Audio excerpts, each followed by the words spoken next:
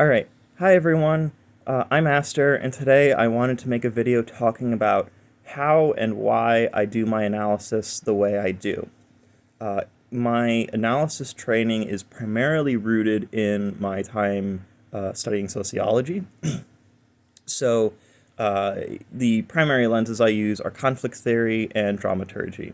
Dramaturgy is very simply the idea that you can kind of dissect human interaction on a personal scale in a similar way you would dissect a play, the different components. The mask of the actor, expressions that they give off, the stage that they are set upon, so on and so forth. This is to say, again, in very basic terms, that it's all, in a sense, we are all acting. We are all playing a role in our society and our culture. And I find this empowering because just as an actor can change their roles, a person might change their role in society. And I think that's a very important thing to remember. The conflict theory is, I think, a bit bigger in my plays a bigger role in my analysis. Conflict theory is the idea that you can take a look at most situations as two or more groups of competing interests fighting over those interests. It kind of goes hand in hand with the idea that everything's political. I think this is especially true in a capitalist society in which competitive markets are the norm, because then, in a very literal sense, it is all competing interests. Like, that's what the market is, right? Is you have different corporations who all want to make money, and there's, a finite pool of resources, there's a finite pool of consumers, and so they compete. They compete for those, and there is conflict. I think the other key factor is that the people, the resources as seen by the system, are also an interest group because consumers are human beings, right? They have thoughts, feelings, dreams, emotions. They have interests. And so those interests are often at odds with the interests of the competitive markets.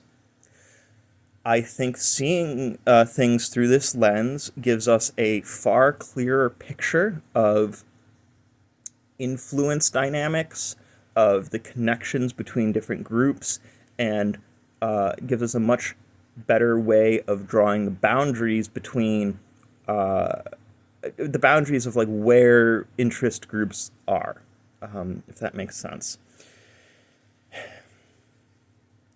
I think a good example of this is the way we talk about foreign policy. Foreign policy can be viewed as the conflict between the interests not of people, but of nation states, right? And so many mechanisms in our society have been built around. I'm getting lightheaded. I've been talking a lot. Whew. So many mechanisms in our society have been built around this idea that the most important factor in our society is the nation state, and that victory on the national level is what benefits the people.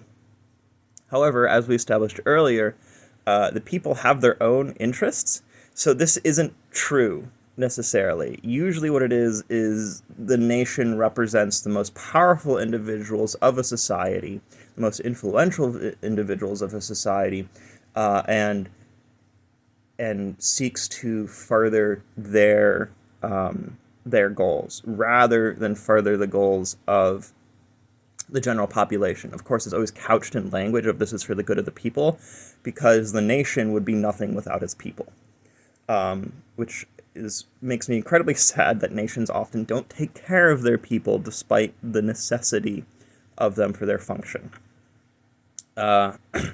So if you use this lens, looking at foreign policy and how it's all about power dynamics, it starts to make a lot more sense why decisions are being made the way they are.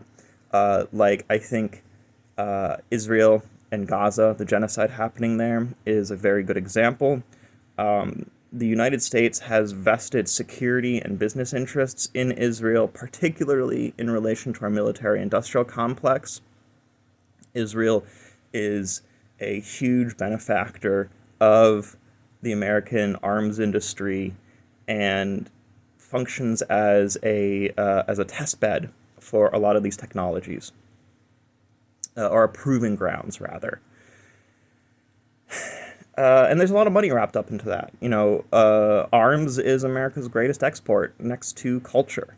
Our movies, which often support our arms industry. The superhero movies, Call of Duty, um, all that stuff. Top Gun. It's all there in all the credits. The DoD has given them money. If the DoD gives them money, that means they had to review the script and okay it. Yeah, so that's why I do the analysis the way I do, is that I think conflict theory is one of the lenses that gives the most accurate representation of our current world and gives us the best way to make informed decisions about what's going on. So, before I pass out from speaking, I'm going to wrap this one up here. I hope you enjoyed. I hope you learned something. Love one another, love yourself, and I will catch you next time.